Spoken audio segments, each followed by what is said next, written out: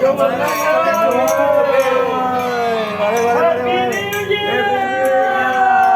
Chúc mừng rồi. À đây rồi. Đây rồi, đây rồi. Chụp rồi thì bây giờ chụp lại. Ta thì có một chiếc tay chúc mừng sức khỏe nào.